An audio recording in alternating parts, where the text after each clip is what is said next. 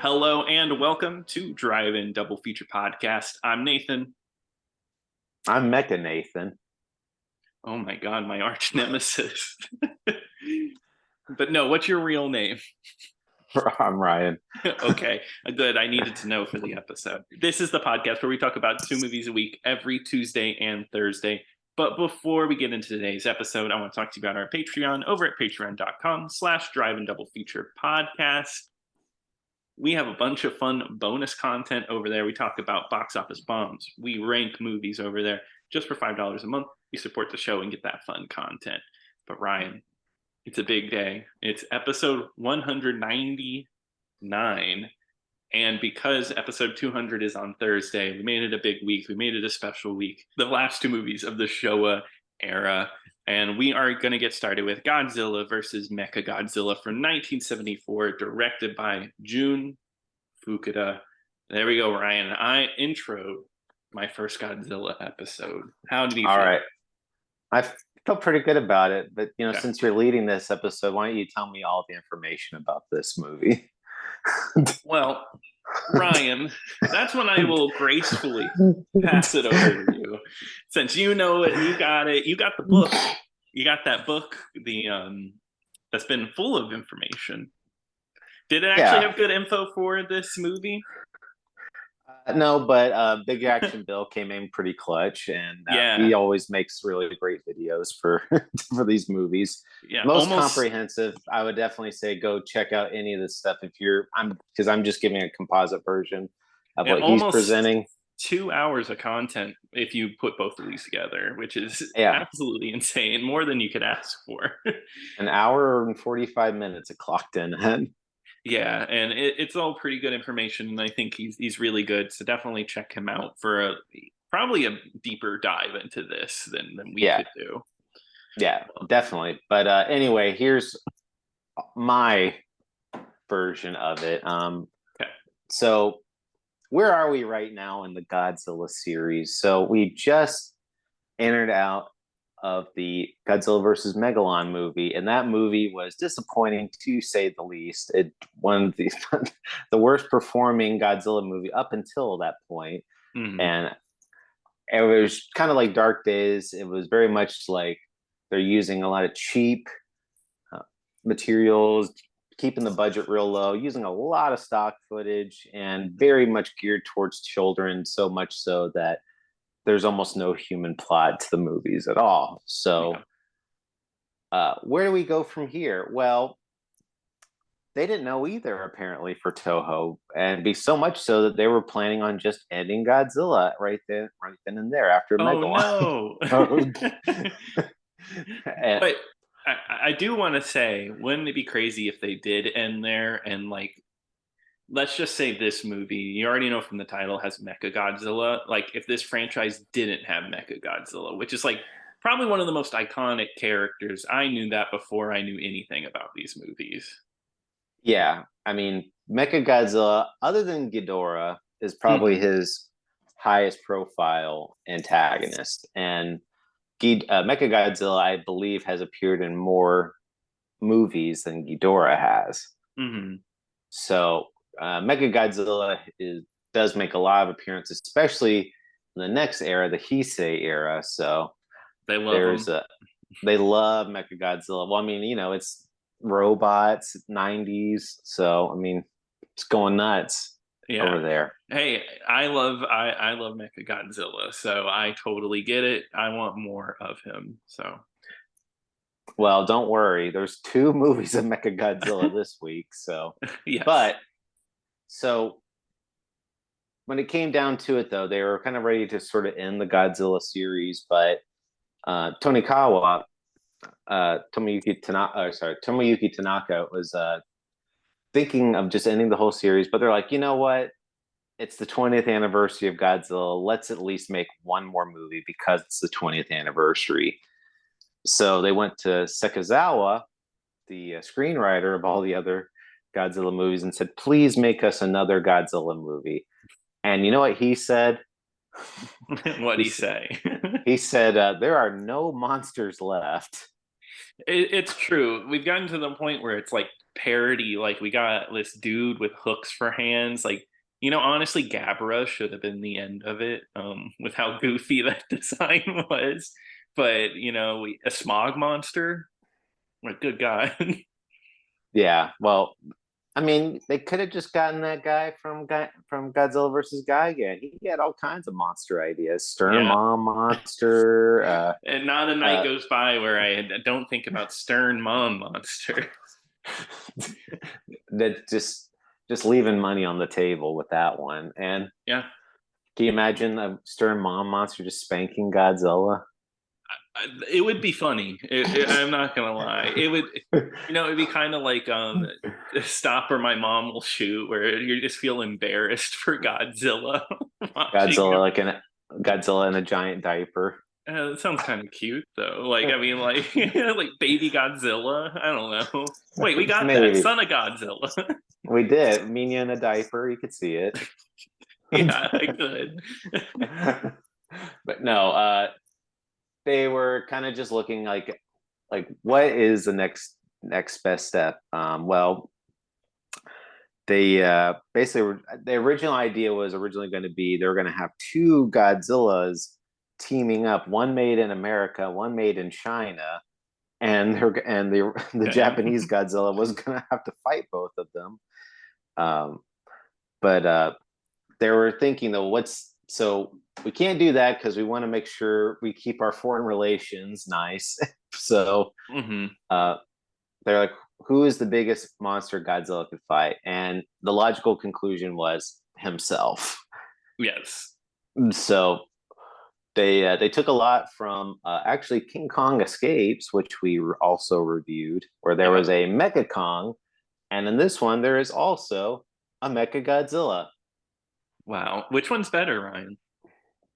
It's kind of hit or miss. I mean, it's okay. just it's very interchangeable. You could have put Mecha Kong in this movie, and it would be the same movie. Godzilla versus Mecha Kong. That I guess. Sure. Anyway, they were just kind of going with that next step of logic.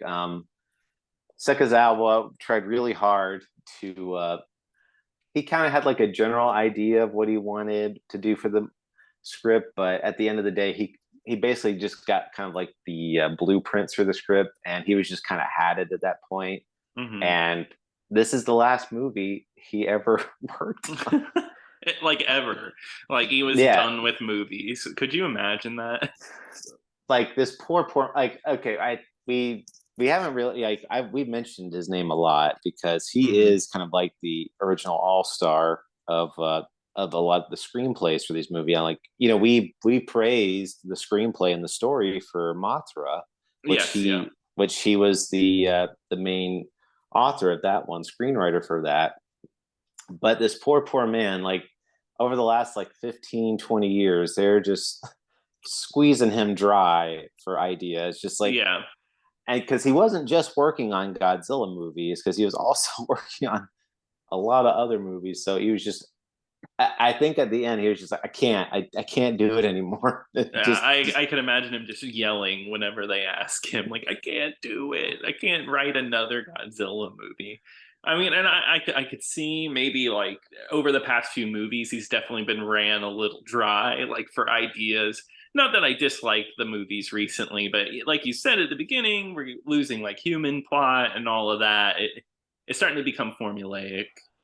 Well, and I mean, also to his point, he was mandated to work on a lot of these parameters. It wasn't like they just said, "Oh, go nuts." It was just kind of like, right, we want this monster, we want no violence, we don't want any human plot. So it's just like, you just want me to write a bunch of scenes with monsters fighting, like you don't want like anything leading up. Perfect. Great idea. So to that point though, they did originally, so Jun Fukuda, the director, he's back from the other movies leading up to it, and I mentioned it before how fond he is of Godzilla, which is not at all. Yeah, he hates making these movies. So, in fact, one of the points was later they asked him, well, which one was your favorite Godzilla movie to work on? His reply was none of them. What a man. And it sucks because he's made some of the ones that I really like along the way. Yeah, I mean, the guy beats himself way too much, and Yeah. I think because there's like guy game. I mean, like there's a lot of his movies that I grew up watching that just Hmm. I adore. So the man, he deserves his props. But like I said, he's getting a little tired. But I will say for this one, probably one of the more popular Godzilla movies ever I can made. see that. Just the movies that very recognizable at this point. Just movies that like when you think of a Godzilla villain, it's the Mechagodzilla is always really up there. Hmm. And King Caesar. Well, I'm just kidding. no, maybe not that one, but But yes, this movie is very recognizable, and I've been looking forward to this one. But, like, this is one that was like a highlight. Like, oh, I'm ready. Like, I'm excited to see that one. yeah, it's you forget like this one was like the end game. This was not Yeah, like this was not like an earlier one or whatever where they were firing on all cylinders. And yeah. I will say though, this one was definitely a return to form for Hmm. a lot of the earlier movies, where Yeah. a lot more of a heavy sci-fi plot. There's actually some type of human element in there that actually keeps you somewhat interested. I know. I It's was surprised. it's not just, oh well, there's a monster. They just fight and we point at them and Hmm. commentate on it. But this one, the main story is that there are these aliens and they're trying to take over Earth. What? And Never heard that one. never, Mm-mm.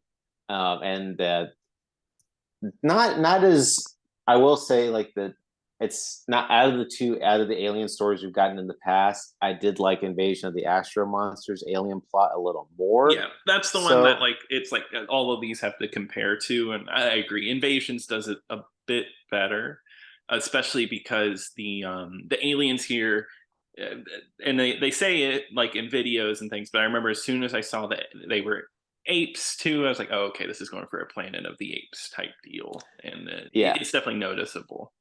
yeah, they whenever they get killed, they turn into their ape form, and Mhm. there's one scene where a guy like his it's like half of his face is an ape and the other half is human. It's Mhm. pretty, you could tell it's an effect, but still, it looks like pretty scary. Yeah, no, I mean, I liked it. I mean, I'm a sucker for a sci-fi plot, and I think this one is fun, and the villain is at least memorable. I really like how he has like a gray streak on the side of his face, and that's kind of like just like a little bit of his ape form showing. That's the way I took it. And I was like, I like that. Yeah, yeah, I definitely I remember. So this one for me, you have never seen this one, correct? No, no.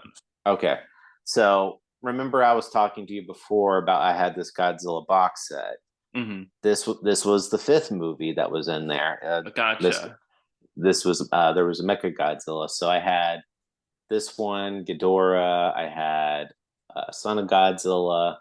I forget the other two at this point, but I don't because I don't have it anymore. But this one, other than Godzilla versus the Smog Monster, this one's probably my most watched Godzilla movie. Really? Yeah, I Like could see that. I just remember this one so vividly. Like even watching this movie because I remember watching this when I was like 7, 8 years old, and it's just I remember so much of this movie. That's awesome. No, that's really cool. And I get it because I left this one when I finished. I was like, oh, I really like this one more than because I feel like we've had a streak other than maybe the Smog Monster of movies where I thought were fine. I enjoyed them for the most part, but they weren't like incredible. And this one I Yeah, actually walked out of like, oh, this is actually a really fun movie. It reminds me of the older movies. Like it was like, okay, this is good. This is kind of a return to form. yeah, definitely. Yeah. And I definitely think it shows. And even when we get into it later, much bigger effect than previous ones. But anyway, kind of jumping right into it, Mhm. we get an opening with Angerus. He's back. Yeah, and he gets he gets beat up. Well, not yet, but Okay, yeah. I guess you're right. But we open the movie with Angerus. It's like my ultimate dream. Yeah, I know any of these with Anguish, it's good. No, I mean I love seeing Anguish too. I mean I was happy, and isn't this the last time we see him? Right, like in a Godzilla movie. Oh man, what a way to his I last know. scene. We'll talk about in a second, but my God. Yeah, But they really do him dirty. no, yeah, very happy to see him. And it's funny they mentioned the big action Bill movie video, but the actor that plays Angerus, Yeah. he went. Uh, he said that this costume was like so beaten up because it was from the same costume from Destroy All Monsters. So this costume Damn. is like, you know, like 8, 9 years old at this point. It's just Mhm. disgusting. And he said like the feet were so sticky, like you could, everything was just so disgusting in that Oh suit. god. Because I don't know. I hear a lot of this stuff, and it makes me think that Toho wasn't the best company to work for. you think after, Yeah. how can we make this movie without paying anybody? Yeah, I want to. We want to make profit and not pay anyone, and make sure everyone has a horrible time on set. Okay, let's Yeah. do this. And then the actor playing Angerus, I don't, I don't know if it's worth mentioning, but the actor playing Angerus ended up doing a bunch of pink films afterwards. Pink And films. What are those, Ryan? oh yes, I mentioned. So pink films are basically the Japanese equivalent of softcore pornography videos, likened to what you'd see like on Cinemax here. So And if you want to see some pink films, send us some recommendations at drive and double feature podcast at gmail.com. oh, don't worry. I'm sure one of us will recommend one at some point. One day, there's like 1,000 other movies to talk about, but we'll recommend one one day. Yeah, yeah, one with zero plot. But anyway, I just thought it was funny mentioning, and Yeah. he was acting. He's been, and the thing was, he was like acting them all the way up to like 2016. Oh my God, that's crazy. So 40 years after this movie came out, he's still in pink movies. I guess it's a career. Good for him Hey, getting a paycheck.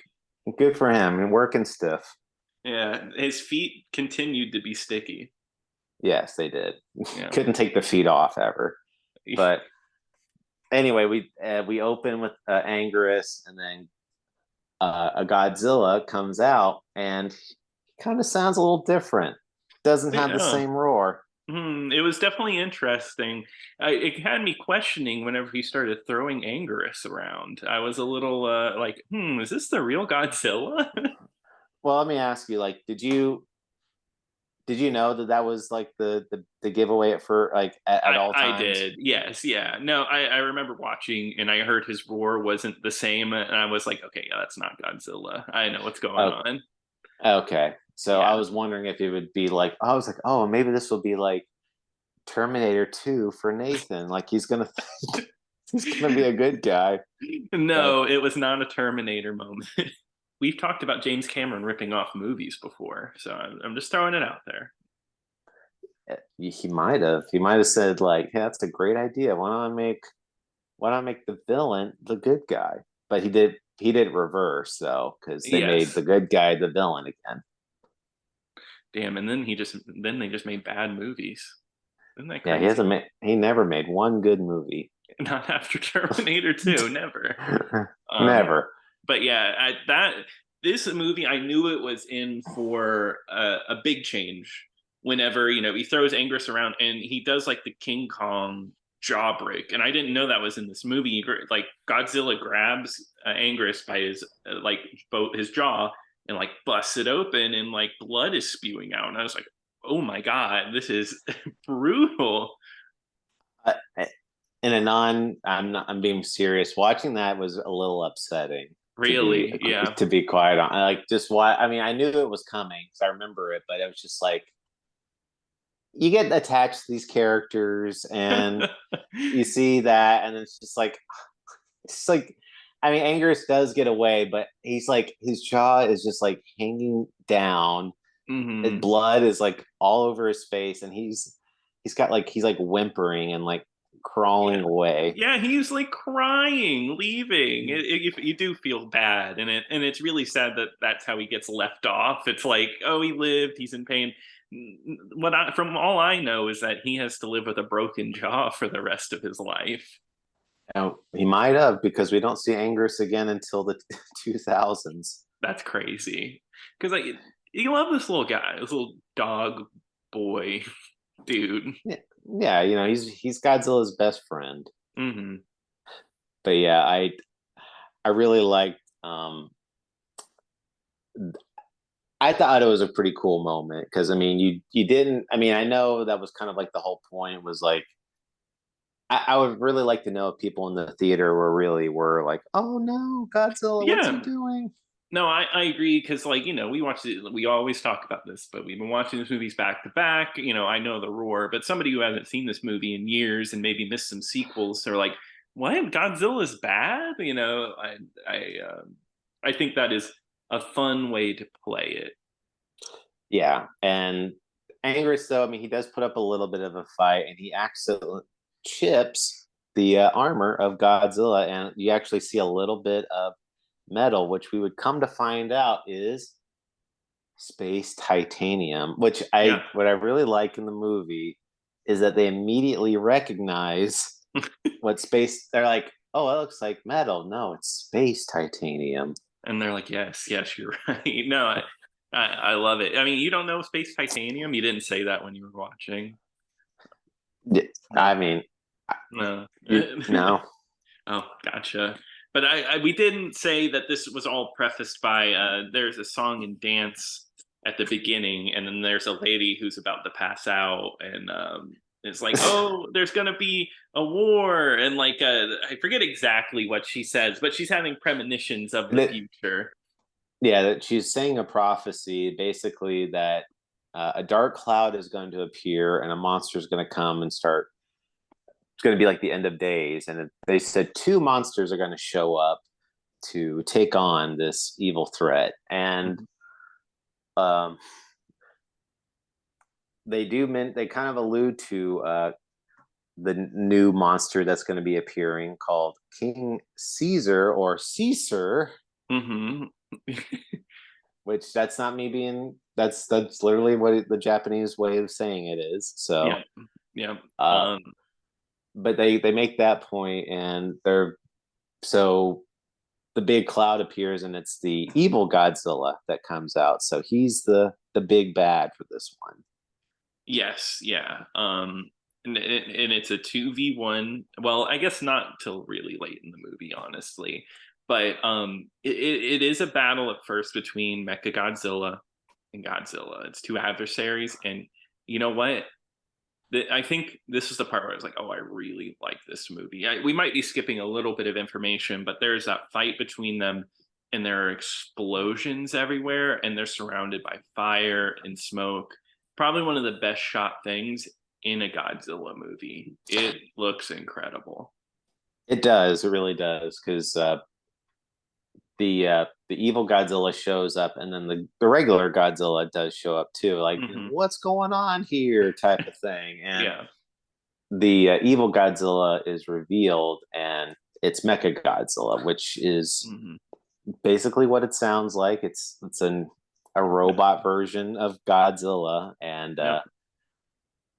and it's like Godzilla just doesn't even know what to think. It's like he's seen a ghost. He just totally gets obliterated right away. Yeah. It that kind of sets things up. Is him just they even have that beam battle where because Mechagodzilla can shoot out beams out of his eyes and he just shoots fire and they battle against each other. But yeah, Godzilla he loses, which we don't. I'm sure you were upset. I'm sure you were angry, like seething. So many other movies, yes. Yeah. But so but anyway, it's revealed that the aliens have full control of this Mechagodzilla, and these aliens are called the aliens from the third planet of the black hole, which just Oh, rolls right off the tongue. yes, it does. And like I said, they're these ape-like creatures, but they're very much human-like at first. So Hmm. what it is, it's this professor, and he's kind of teaming up with this family and his daughter, and they're trying to recover an artifact, which is a statue of King Caesar. And the only way you can wake up King Caesar is having this artifact, and somebody has to sing to him, which we'll get into that a lot later. But Yes, yeah. um, and the aliens are trying to steal this artifact back because they already know about the threat of King Caesar somehow. I don't really know how aliens would know about this mythical creature, but I don't either, but they're really thinking far ahead. Or they they did just the they research. they did their research on that. They already knew right away. Yeah. So But I like these human characters. I think after the movie finished, the plot of this movie wasn't like significant, but it at least held my attention while I was watching the movie. I liked the relationship between two of the characters specifically, and it felt like a nice espionage story in a way. Because they get yeah, that statue and they have to hide it, and then there's people watching them around every corner, and I like that element to it. yeah, it's like a little spy movie, and there's another character that's following them around that you think is going to be a bad guy, but it actually turns out to be an Interpol agent. And I thought that was actually a pretty good reveal. That one, I was like, oh, okay, cool. I like that. He actually ends up being a good guy. And one other character we haven't mentioned, like I said, is the doctor, is Professor Miyajima, Hmm. which is played by Akihiko Hirata from all the way back to the very first Godzilla movie, where he plays Yeah. Dr. Sarazawa. Yeah, and I always love seeing him in these movies. I know he's going to do a good performance, and I actually really liked him in this role. I think he was really likable. Maybe he does a more memorable in the one in the next movie, and we'll get to that. But I think here he's at least likable. It's really good seeing someone in here like this, for like somebody from the very first Godzilla movie is still here 20 years later. And Hmm. there's a lot of other cameos from other Godzilla movies that are also in this movie. One other plot line I do like, with the humans. So, like I said, they're on this ferry and they're trying to take the statue back to the mainland. But at that point, the aliens like get on there, and he's trying to have to the main guy is trying to have to fight all of them, and turns out it was a fake statue the whole time. I actually like that reveal. I thought it was funny. I like that whole sequence on the cruise ship, or it's not really a cruise ship. It's just a ship you travel on, and I don't know. I thought the fights were fun, and but then it was all for nothing when they were just like, oh yeah, they got the fake one, and they're both giggling like school children, like well, got him. well, well, yeah, because she's like, "Oh no, I can't believe this happened," and he's like, "Oh, don't worry, it was a fake," and she's just like, "What? You couldn't trust me?" No, no. I thought that was a fun reveal. Yeah. Um, and then anyway, what happens is Miyajima, Hirata's character, he gets kidnapped, Hmm. and he's forced to having to work on Mechagodzilla, like under basically saying like, if you don't, we're gonna kill your daughter. Yeah. Yeah. And I guess Big Action Bill brought up a good point of why do aliens need this human to work Mechagodzilla, but we won't talk about it. I didn't think about it during the movie, so it is fine in my opinion. Well, I that was kind of thinking like why, yeah, why would they need a human who obviously never worked on Hmm. Mechagodzilla in the first place? But uh, let me ask, so getting back to Mechagodzilla, what do you think about the look of Mechagodzilla? It's iconic. I mean, it's famous for a reason. I really like it. It's just a gray Mechagodzilla, but I don't know. There's just sorry, gray Godzilla.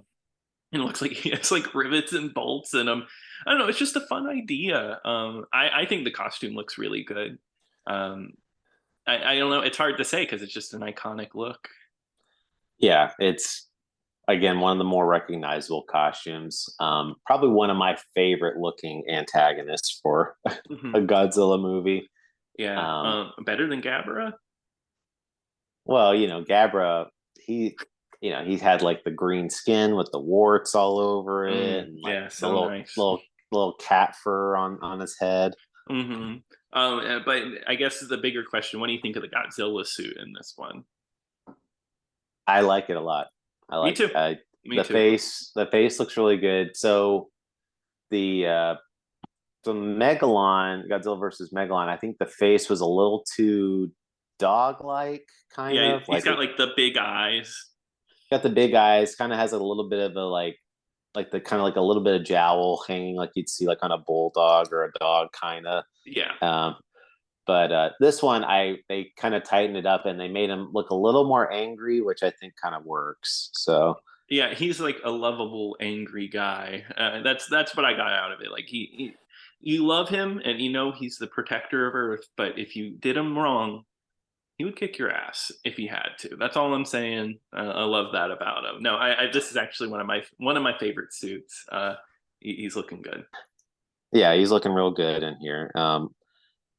Anyway, like they do eventually get back to the mainland, and they put the little Caesar statue in there, and like, oh, the only way if we can awaken King Caesar if is if one of the royal family members sings. Hmm. and We get that and beautiful song. and and one of the main female of the movie, she comes and sings, and she sings and sings and sing like the It's whole long. song. Yeah. It's good. I like the song, I but know yes, it is way too long. It's like the last movie with the lady singing at the nightclub, except the nightclub song is worse than this one. uh, I don't know about that. Okay, all right, right. uh, yeah, it's an iconic moment. Like I always remember that part.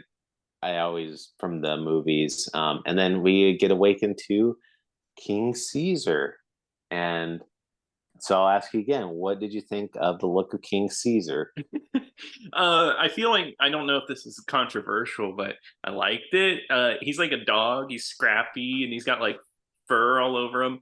He's like one of those suits that like I think when you look at it, it's like a little ratty, but I think it's a cool design. I think it stands out. I like it. I'm not a fan of it. You don't like it? I'm seriously, I'm not a big fan of the Yeah, look. that's what I'm saying. Like it's like one of those things where he looks goofy, and I guess that's kind of part of the reason I like it. Yeah, I mean, got like the big like teeth. I mean, it's based off of like Chinese lore where it's like a cross between like a lion and a dog, like those famous statues that you see. Hmm. Uh, but it looks a little too silly in my opinion, and it's so they make a big deal about how they need to awaken King Caesar to take on Mechagodzilla, but when he shows up, he just gets Yeah, that's he what just I gets was. like beaten up right away. That's what I was gonna say. He ends up becoming the most pointless character. All this build up, the statue, getting it over there. Oh, he just he gets laid out by Mechagodzilla like really fast. He gets thrown in a hole. Yeah, and he doesn't really do much damage against Mechagodzilla, and he gets totally blown away by these lasers, and then Godzilla does eventually show up after getting beaten up, and they're like, "Oh, Godzilla was the second monster all along in the prophecy." Uh-huh. And wow, who would have thought? Even though he came back. Um, So something funny about this scene. yeah. Uh, I was watching this movie one time with my brother, and Hmm.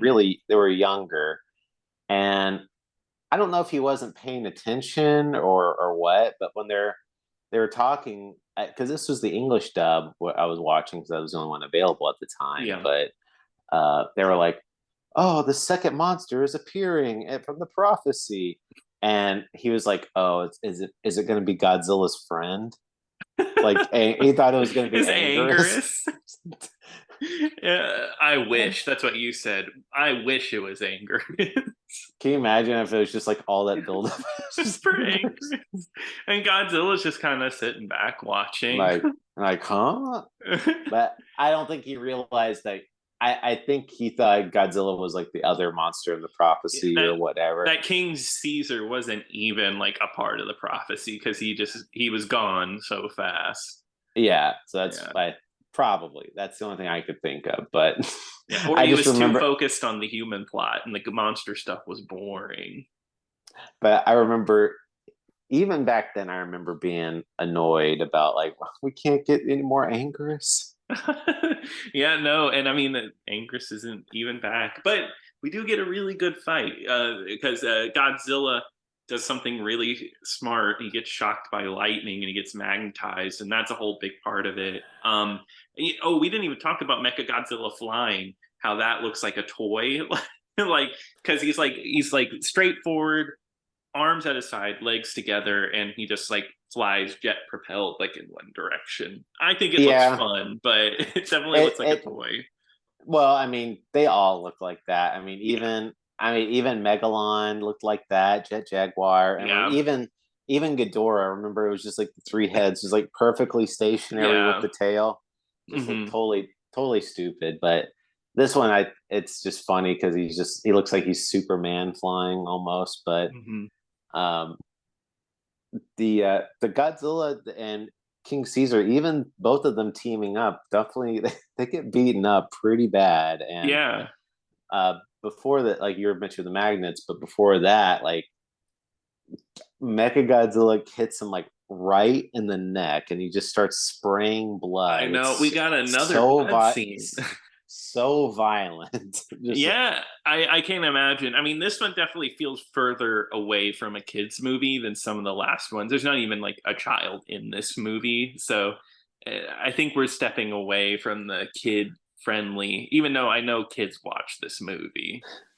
I know you're probably thinking like, where's the dolphin paddle boat? I want to see another one of those. I love that thing. I wish we knew where that was. I need to look into that if someone's preserved that. It's iconic. It's more iconic than Mechagodzilla. I'll say it right just here. just take it to like your neighborhood pool and jump in with it. Yeah, yeah, and I'll just annoy everybody. Yeah, I uh, can imagine. but no, Mechagodzilla, he's got like a plethora of different. He's got the little finger cannons that shoot little missiles, and they shot missiles, and they kind of just they don't explode. They just kind of like burrow into like his Yeah, skin. it's like a porcupine, kind of like shooting needles or something into someone. He also can spin his head around really fast to build a shield around him so he can't get hit. I thought that was cool. I actually didn't know that was a move he had. Yeah, and they were saying so Mechagodzilla has his own beam, which is kind of like a rainbow colored beam, which they said was really hard to to make. Really? Yeah, they said that was like almost like it was very hard to make, and nobody liked doing that. But uh, just just totally unique. Just like he had that, and he had the little chest cannon that had like little cartoon lightning bolts that would shoot out. Yeah, it's like it's pure creation. That's what it feels like. Like it's creativity on screen. They really went like really they just worked hard on making sure Mecha Godzilla was special, and I can appreciate that. And I mean, and it shows. Yeah, I mean, he definitely puts up his own fair fight, and eventually, though, Godzilla does finally get the upper hand, um, Mm-hmm. and uh, he rips off Mecha Godzilla's head because, like, Yeah, leading up to that, though, there was the humans, like, they were all caught up in the alien hideout, and the main alien he gets shot like right in the neck, and I know. Yeah, he starts spraying blood too, and he turns into his little ape form. yeah. I think that's one thing. The human plot fell off a little bit towards the end. I think it was really interesting for a little bit, but I think the monsters definitely overshadow it. But it ends fine. It does. It's a satisfying enough conclusion. Yeah. And like I said, King Caesar kind of helps a little bit. He doesn't do a whole lot. He tries his best, He okay? kind of he kind of helps Godzilla a little bit, and then, like I said, Godzilla rips off Mechagodzilla's head, and Yeah. And that's it was really weird though, because like, Mechagodzilla can spin his head around 360 degrees, but that's how Godzilla rips it off by twisting it around like he's breaking his neck. And I remember seeing that and being like, okay. maybe he turned it the other way. Oh, you're not supposed to turn it the other way? Gotcha. Yeah, like he spins clockwise. You're not supposed to spin his head counterclockwise. Gotcha. Well, Godzilla's really smart to think of that. Yeah, good thing he knew. Yeah, they should have called up Godzilla to control Mechagodzilla. Yeah, definitely. Yeah. uh, but yeah, he kills him, and then that's it for the pretty much for the movie. Yeah. The aliens are no more, and everyone's just happy, and they don't give Godzilla any credit. They all like, thank you, King Caesar, and Yeah. And I think actually they'll put up a good point that that's just like Jet Jaguar. Like everybody's thanking the not star of the movie. well, Jet Jaguar did help Yeah, Godzilla at he did least. actually do something. King Caesar, I don't know. I'm not. He. I think it's a little undeserved. Yeah. Don't talk crap on King Caesar, please. Does he show up in any of the Godzilla fighting games? I know this is a dumb aside, but I need to know if he shows up And in any of in the the fighting game, yeah, like the brawlers. I don't know about that. He doesn't appear in any other movies. He is on the Wii version. He's in Godzilla Unleashed. He's in Godzilla Training Battle. He's also in Battle Soccer Field No Hasha. Oh my god, this is a soccer game with Godzilla. Was it a mobile game? No, this is on the Super Nintendo. It looks like it's only in Oh, Japan. King Caesar is can you can play soccer. I know. I'm sorry about this aside, but that is so funny. Godzilla's team is Godzilla, Rodan, King Caesar, and Jet Jaguar. oh. Well, now I have to play it. Yeah, that's pretty cool. I like that. Uh, but no, this is the one and only theatrical appearance of King Caesar. Oh wow, I get it though. Like everything aside, like this seems like the only time King Caesar could be back in it. Like even not even in Godzilla Final Wars or anything, because isn't that the one with like everybody in it? Yeah, he's not in that.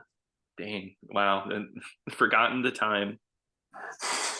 um, but so how did this movie do though? That's the big barometer is how well did this movie perform? Mm-hmm. And you know what?